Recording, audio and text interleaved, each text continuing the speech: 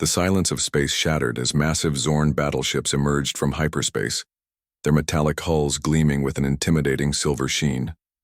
Massive energy signatures pulsed around the alien vessels, casting long shadows across Earth's orbital defense perimeter. Commander Corral stood on the bridge of the primary command ship, his three-fingered hands clasped behind his back. His species had conquered hundreds of civilizations, and this blue-green planet seemed like another routine acquisition. The holographic displays showed primitive human defense systems, laughably inadequate compared to Zorn technological superiority. At TU, the North American Aerospace Defense Command Center, J. Park watched the alien fleet's approach. His fingers moved quickly across multiple screens, analyzing energy signatures and ship configurations. Unlike many around him who showed fear, Jay displayed a calm, calculated expression.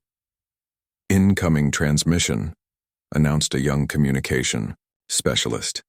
The room fell silent. The alien communication crackled with strange frequencies. Commander Corral's voice emerged, translated by advanced linguistic algorithms. "Inhabitants of Earth, your civilization has been selected for systematic integration. Resistance is mathematically improbable. Surrender your planetary resources and prepare for peaceful submission." Jay's colleague, Hana Kim, stood beside him. Her eyes never left the screen. "They're treating us like another statistic," she whispered. The Zorn fleet moved with calculated precision. Hundreds of ships surrounded Earth, creating a massive technological blockade. Each vessel carried weapons capable of destroying entire continents. Their sensors mapped global defense systems, identifying potential resistance points.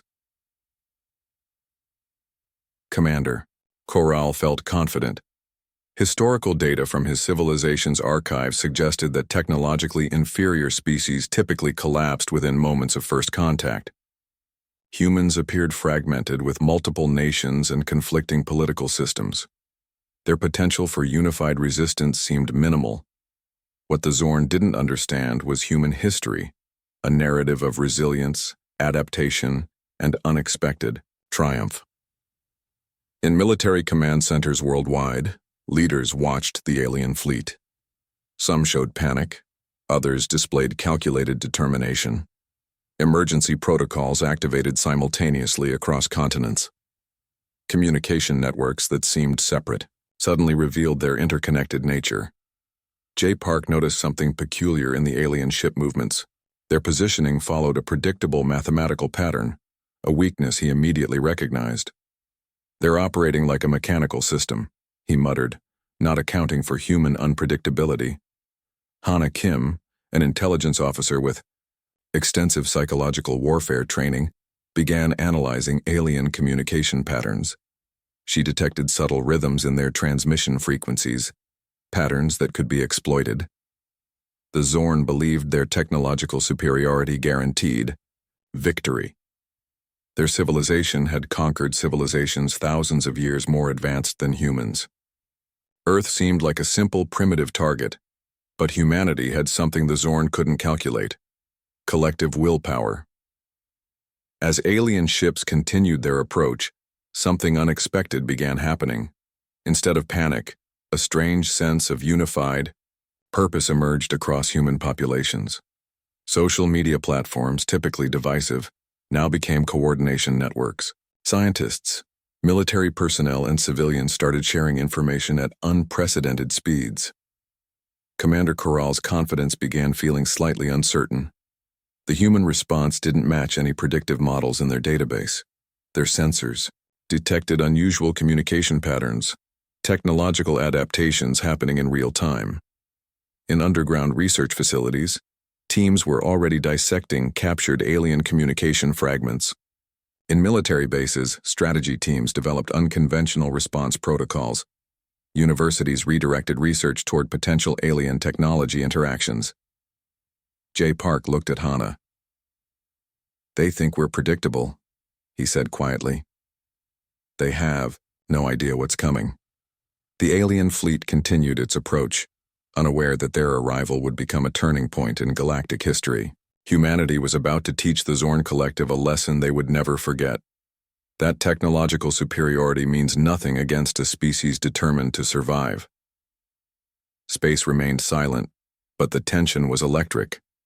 First contact was moments away, and nothing would ever be the same again. The world transformed within hours of the alien fleet's appearance. Normal life ceased to exist, replaced by a global machine of preparation and survival. J Park stood in a converted conference center, now serving as a global strategy hub. Screens covered every wall, showing real-time data from research facilities, military bases, and communication networks worldwide. Scientists, military experts, and technology specialists worked shoulder to shoulder, their previous national boundaries forgotten. Universities stopped regular classes. Research laboratories switched entire focus to alien technology analysis. Young researchers who once studied theoretical physics now worked on practical defense mechanisms. Engineering students designed experimental weapons. Computer science teams developed quantum encryption systems to protect communication networks. In Silicon Valley, technology companies that once competed now shared critical research. Software developers from competing corporations worked together, creating advanced communication and defense algorithms. They analyzed every piece of data from the initial alien transmission, looking for weaknesses. Military training centers underwent radical transformations. Standard combat training evolved into adaptive warfare techniques. Soldiers learned to think beyond traditional battlefield strategies. They studied historical guerrilla warfare, analyzed unconventional conflict resolution, and practiced rapid adaptation techniques. Hana Kim supervised a special intelligence unit focused on psychological warfare. Her team studied alien communication patterns looking for psychological vulnerabilities. They developed strategies to disrupt alien communication and morale, understanding that victory wasn't just about technology, but about mental resilience. Governments worldwide pooled resources unlike any previous moment in human history. Economic competition gave way to survival cooperation. Countries that had long-standing conflicts now shared military intelligence. Satellite networks became global defense platforms. Manufacturing facilities retooled overnight. Automobile factories started producing specialized defense equipment. Electronics companies developed advanced sensor technologies. Aerospace manufacturers designed experimental spacecraft components. Agricultural sectors prepared for potential long-term conflict scenarios. Massive underground storage facilities were constructed, storing food, medical supplies, and critical resources. Farmers and agricultural scientists developed rapid growth techniques and sustainable food production methods. Medical research centers focused on potential alien biological interactions. Doctors and genetic researchers studied potential medical countermeasures. They prepared for scenarios ranging from potential alien disease transmission to advanced medical treatments derived from alien technology. J Park's strategy team developed multiple response scenarios. They created complex predictive models, accounting for various potential alien attack strategies. Each model was more complex than traditional military planning, incorporating psychological, technological, and sociological factors. Global communication. Networks transformed. Social media platforms became information exchange systems. Citizens worldwide shared research, discussed strategies, and maintained collective morale. What once divided humanity now united it with unprecedented speed and efficiency. Space agencies from different countries merged their research. NASA, ESA, CNSA, and other international space organizations pooled satellite data, telescope observations, and technological resources. They tracked alien fleet movements, analyzed energy signatures, and developed potential defensive technologies. Educational institutions launched emergency training programs. Students learned advanced technological skills, psychological adaptation techniques, and collaborative problem-solving strategies. Age, background, and previous qualifications became secondary to potential contribution. Energy sectors worldwide began developing alternative power generation methods. Solar, nuclear, and experimental energy technologies received massive investments. The goal was creating independent, resilient power systems that could survive potential alien disruption. Cybersecurity.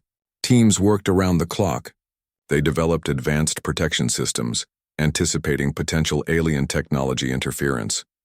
Communication networks became fortified, with multiple backup systems and quantum encryption technologies. Jay looked at Hana. "We're not just preparing for a war," he said quietly. "We're redesigning human potential." Hana nodded. The alien fleet might have superior technology, but humanity had something far more powerful: the ability to unite, adapt, and transform in the face of the unknown. The preparation phase was more than a military strategy. It was a global reimagining of human capability, a collective response that would change the course of human history forever. The first wave of Zorn attacks came without warning. Massive energy beams sliced through Earth's orbital defenses, creating brilliant explosions that lit up the night sky. Commander Corral expected immediate planetary surrender. Instead, humanity responded with calculated precision. Jay Park's strategy team had prepared for this moment. The initial alien attack triggered a series of pre-planned responses that the Zorn could never have anticipated. Decoy satellite networks activated, creating false communication signals that confused alien targeting systems. Military satellites that seemed destroyed suddenly revealed themselves as complex holographic projections. What appeared to be damaged infrastructure was actually an elaborate trap. Each destroyed satellite contained hidden quantum communication devices that began transmitting disruptive frequencies. The first human counterattack was psychological. High-powered radio transmissions began broadcasting Earth's most complex historical documentaries directly into alien communication channels. Recordings of human survival, from prehistoric challenges to modern technological achievements, played continuously. Zorn battle groups found their communication network suddenly filled with human historical content. Tactical discussions became interrupted by documentaries about human resilience. Young Zorn soldiers watched recordings of humans surviving ice ages, rebuilding after global conflicts, and pushing technological boundaries. Hana Kim's psychological warfare team had designed the perfect weapon: information. Experimental electromagnetic pulse systems, developed in secret research facilities, activated simultaneously across multiple global locations. These weren't traditional EMPs. They were precision-targeted devices that could disrupt specific alien technological frequencies without damaging human infrastructure.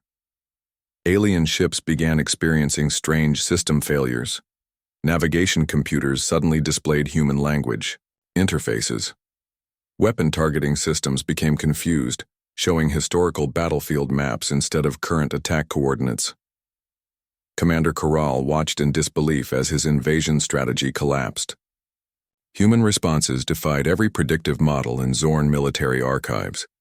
Where other civilizations would have collapsed, humans were adapting in real time.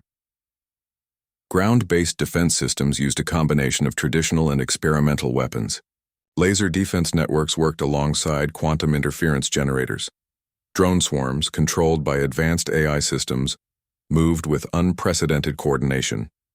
Each Zorn attack was met with a response so complex and multi-layered that it seemed almost impossible.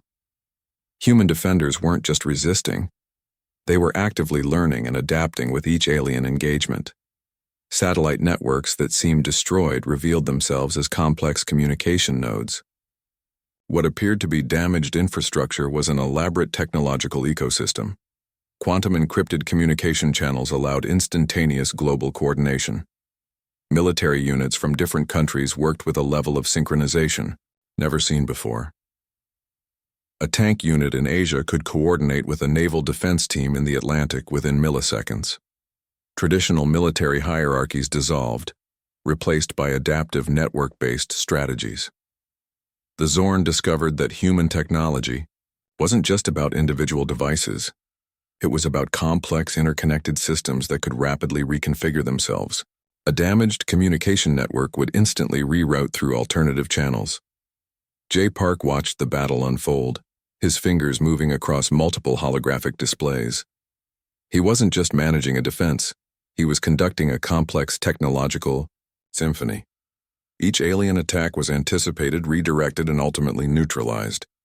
Alien ships that attempted ground attacks found themselves facing unexpected resistance. Drones with advanced AI systems could predict and counter alien movement patterns. Ground-based defense systems used a combination of traditional weapons and experimental quantum interference technologies. Commander Corral realized something terrifying. Humans were learning faster than the Zorn could adapt. Each alien attack was studied, analyzed, and turned into a learning opportunity. What worked in one engagement became a weakness in the next. By the battle's first 12 hours, the Zorn invasion force had lost over 40% of its initial attack capability. Not through direct destruction, but through systematic psychological and technological disruption. Humanity had transformed an alien invasion into a complex, adaptive learning experience. The first confrontation was more than a battle. It was a demonstration of human potential. Hana Kim understood something fundamental about conflict. True victory happens in the mind before any battle. The Zorn might have advanced technology, but humans possessed something far more powerful: the ability to transform challenge into narrative. Global communication networks became weapons. Instead of traditional military broadcasts, humans started sharing comprehensive historical documentaries directly into alien communication channels. Each transmission was carefully designed to showcase human resilience. Zorn soldiers began receiving unexpected content. Documentaries about human survival played across their communication systems. They watched recordings of humans emerging from ice ages, rebuilding after global conflicts, exploring unknown territories, and pushing technological boundaries. Young Zorn troops saw humans surviving situations that seemed impossible. A documentary about Antarctic explorers surviving months in extreme conditions played alongside battle communications. Another transmission showed Native American tribes adapting to massive environmental changes. Each story carried a subtle message. Humans transformed challenges into opportunities. J. Park's team developed sophisticated transmission algorithms. These weren't simple video broadcasts, but complex psychological intervention systems. Each transmission contained carefully encoded emotional and cognitive triggers designed to create psychological disruption within the alien military structure. The alien communication networks became infected with human stories. Tactical discussions got interrupted by human survival narratives. Battle preparation meetings suddenly displayed documentaries about human innovation. Alien commanders found their strategic planning sessions filled with unexpected human historical content. Commander Corral watched in growing frustration. His troops were experiencing something unprecedented, a form of psychological warfare that defied traditional military understanding. The humans weren't just resisting. They were systematically dismantling alien morale through information. Research. Teams discovered that repeated exposure to human historical narratives created unexpected psychological effects in Zorn soldiers. They began questioning their invasion's fundamental purpose. Why attack a species with such remarkable survival capabilities? Global universities contributed to the psychological warfare strategy. Historians, psychologists, and communication experts designed transmission content. Each documentary, each historical narrative was a carefully constructed psychological weapon. Alien troops started experiencing collective cognitive dissonance. Their technological superiority seemed less meaningful when confronted with human adaptability. Stories of humans overcoming seemingly impossible challenges played continuously across their communication networks. The transmission strategy went beyond simple information sharing. It was a complex psychological intervention designed to create fundamental doubts within the alien military structure. Each broadcast carried multiple layers of meaning, challenging the Zorn's perception of technological superiority. Quantum encrypted communication channels allowed these transmissions to bypass traditional alien communication blocking systems. What seemed like random historical content carried deep psychological manipulation algorithms. Zorn soldiers began experiencing unexpected emotional responses. Documentaries about human exploration, scientific discovery, and cultural resilience created cognitive confusion. Their training had prepared them for technological resistance, not narrative-based psychological intervention. Hana Kim's team monitored alien communication frequencies, tracking psychological response patterns. They discovered something remarkable. Humans could destabilize an advanced civilization more effectively through storytelling than through direct military confrontation. The psychological war transformed the entire conflict's nature. It was no longer about technological superiority, but about narrative resilience. Humans were teaching the Zorn a fundamental lesson about survival, adaptation, and collective potential. Commander Coral realized too late that they were facing an enemy who understood warfare as a complex, multi-layered experience. The humans weren't just defending, they were fundamentally reshaping the conflict's entire psychological landscape. By targeting the aliens' collective understanding, humans were winning a war before traditional weapons could be fully deployed. Each transmission was a calculated psychological strike, designed to create doubt, confusion, and ultimately, psychological surrender. The Zorn fleet found itself facing an unexpected enemy, not just a technologically capable species, but a civilization capable of transforming challenge into an art form of psychological resilience. The final negotiations happened in a place nobody expected, a neutral space station orbiting a distant asteroid, far from Earth or Zorn territory.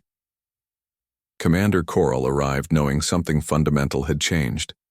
The invasion that seemed guaranteed had transformed into something entirely different. Humanity wasn't just a civilization to be conquered, they were a species to be understood. Jay Park and Hana Kim represented Earth, not with military uniforms, but in simple professional attire that demonstrated confidence without aggression. Their presence carried a quiet strength that spoke volumes more than traditional diplomatic posturing. The Zorn delegation expected a confrontation. Instead, they encountered a comprehensive presentation about human potential. Detailed holographic displays showed humanity's journey, from primitive stone tools to quantum computing, from isolated tribal groups to a globally connected civilization. Each presentation layer revealed something unexpected. The humans didn't showcase their technological achievements first. They demonstrated their capacity for adaptation, collective problem-solving, and unexpected innovation. Scientists from multiple Zorn research institutions watched in growing fascination. Human historical narratives weren't just stories. They were complex case studies of survival and transformation. Every challenge became an opportunity for growth. The psychological warfare had worked perfectly. Zorn troops who had participated in the initial invasion now viewed humans with a mixture of respect and curiosity. They had witnessed a civilization that didn't just survive challenges, but systematically transformed them into advancement opportunities. Diplomatic discussions revealed something remarkable. Humans weren't interested in galactic domination. They wanted scientific exchange, cultural understanding, and collaborative exploration. This approach shocked the Zorn, who were used to civilizations either surrendering or being completely destroyed. Hana Kim presented a comprehensive proposal. Instead of traditional territorial agreements, she outlined potential collaborative research programs. Space exploration initiatives, technological exchange platforms, and multicultural scientific partnerships became the discussion's core. Commander Coral realized the invasion had failed, not because of military weakness, but because humans represented something fundamentally different from any civilization they had encountered. Humanity's strength wasn't in weapons, but in its collective imagination. The negotiation wasn't about surrender. It was about recognition. Earth was classified as a Class A emerging civilization, a rare designation given to species showing extraordinary adaptive capabilities. This wasn't just a political title. It represented a fundamental shift in galactic understanding. Zorn research teams began requesting permission to study human psychological and sociological structures. How could a species transform challenges so rapidly? What mechanisms allowed such quick collective adaptation? The final agreement included unexpected elements. Collaborative research stations would be established. Young Zorn and human scientists would work together, sharing knowledge and exploring technological frontiers. Cultural exchange programs would allow mutual understanding. J. Park understood the deeper significance. This wasn't just a diplomatic victory. It was a moment of galactic recognition. Humanity had proven that technological superiority meant nothing compared to adaptive intelligence and collective willpower. The space station meeting concluded with a surprising development. The Zorn requested detailed historical documentaries about human survival. They wanted to understand the cultural mechanisms that created such remarkable resilience. Humanity had entered the galactic stage not through conquest, but through an unexpected combination of psychological complexity, technological innovation, and narrative strength. Commander Corral made a final statement that would be recorded in multiple galactic historical archives. Humanity is not a civilization to be conquered. They are a civilization to be understood. As the delegation prepared to return to their respective territories, something had fundamentally changed. The galaxy would never look at humans the same way again.